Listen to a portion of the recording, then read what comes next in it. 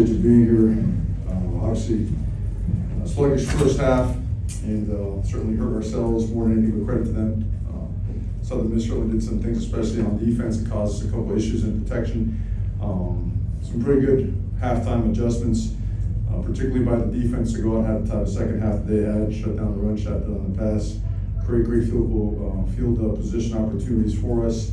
With a punt return by Tyreek Stevenson. And offensively, we got going, scored 20 points in the second half, but didn't finish drives, okay? Didn't finish them as much as because of what they did, as much as to what we did to ourselves. So certainly, when you want to go for the week, that's your goal, but certainly we want to play more polished, more precise football. So we've got to practice better, and we've got to keep coaching better, and we've got to keep working it better. We've got to go get better, but want to know. So questions, please. Mario, to that end, you talk about, yes, you want to be more polished, more precise, absolutely. But is there something to be said for, as much as it isn't always ideal, going through some adversity early in the year, going through adversity in the first half, things not going to plan, things not going right? Can that be important? Can those be important building blocks? I think every minute that we get together is really, really important. We're getting to see, being together now for, 7 to 8 months, maybe 9, just trying to see and feel how guys are, how they react, how to coach them to the best of your ability, how to give them the best chance for success. So you want struggle in some way, shape, or form. You just don't want to cause it to yourself. That's the biggest difference. And today, the angles that they create with some of their pressures and do a great job mixing up their coverages. You saw trap coverage, you saw 3 buzz, you saw all kinds of stuff. Is that they create some really unique angles and with their pass rush lanes and their pressures, and we didn't adjust till later on in the second half and had some opportunities. Really wanted to score, obviously, on all those drives. We ended up kicking field goals. Good to have that. Good that Andy does that, but we want to finish with 7s. But we hurt ourselves, right? We block a guy, through the sideline, which, we got to do a better job coaching. We coach them to finish. You finish them, out the other side. But so we got to, let go when we're on the sideline. One quick follow. You said the adjustments. How much of the second half was that, and how much of it was just simple, cleaner execution, better execution? Oh, it's both. Just because from a cover standpoint, it was I'd say at least 50% different than what they showed on tape. They do a good job. I mean, the defense coordinator really mixes it up. He's a really good young coach. Coach Hall known him for a long time. We knew he was going to have some guys that he was going to be ready to play. But again, overcoming that sluggishness, maybe a little bit of anxiety. We work hard now. We go. And I thought we'd be a little bit more polished in the first half, but we weren't.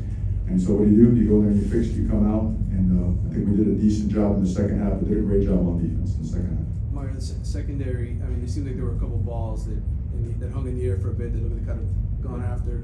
Just your thoughts on their performance? 50-50, they got 50, we got 50. You see they've done that now to us a couple weeks in a row, right? Just shoot one up there, use their size or length against some of our guys. But as the game progressed, Tyreek got his pick, DJ had a shot for his, no one got over the top of him. Thought we had a chance to make a great play. I know Decorah went up for one, I know Porter went up for one. They saw it, they knew it was coming, but they made a play on us on that one. So all in all, we got some work, we had some improvement, but certainly an area where people were coming after us, so we got to get better at it.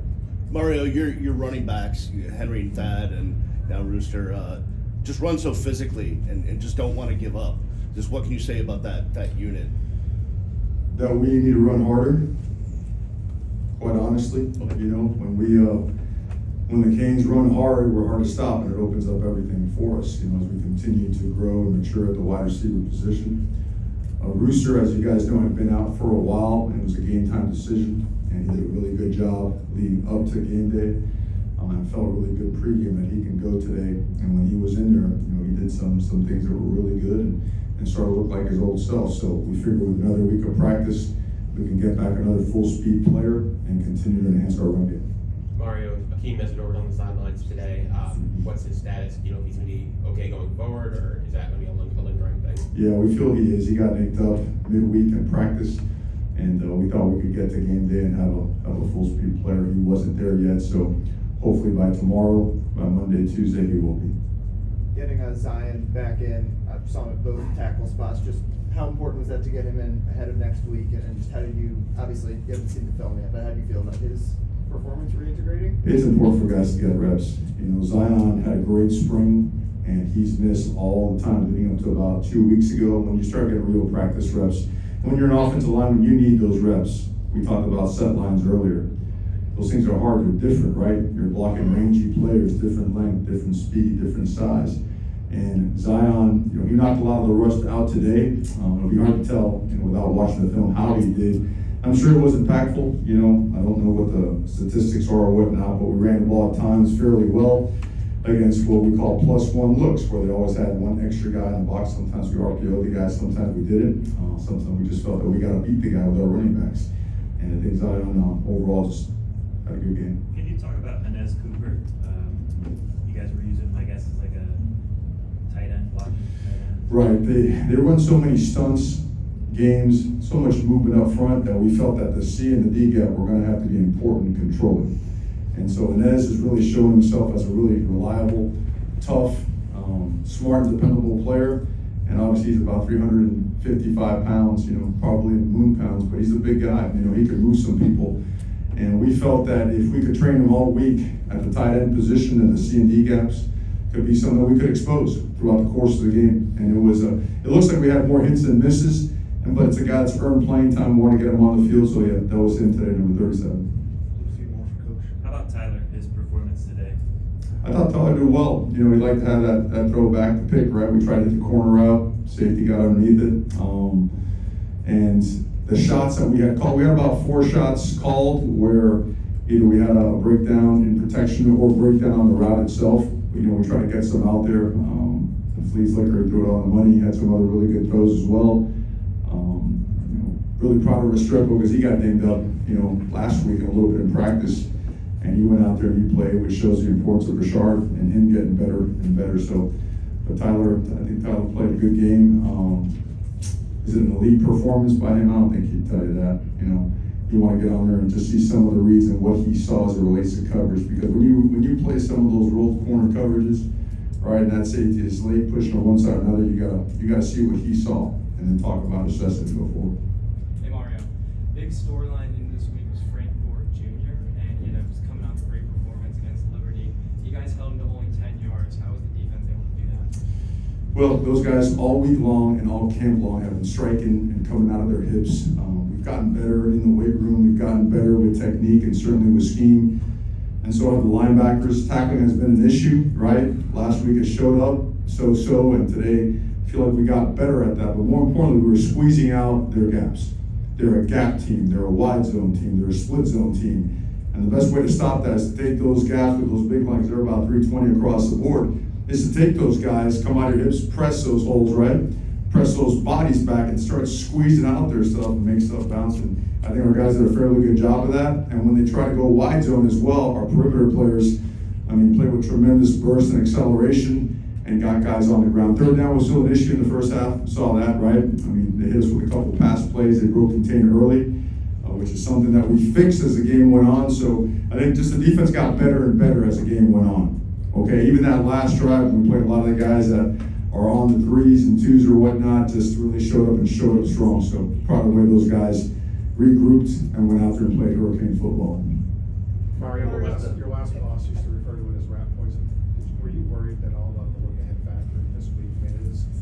These are guys that are learning your system, learning your ways. I know you wouldn't want them to look ahead at all. Did you have to address it with them at all? I think you gotta just be on your,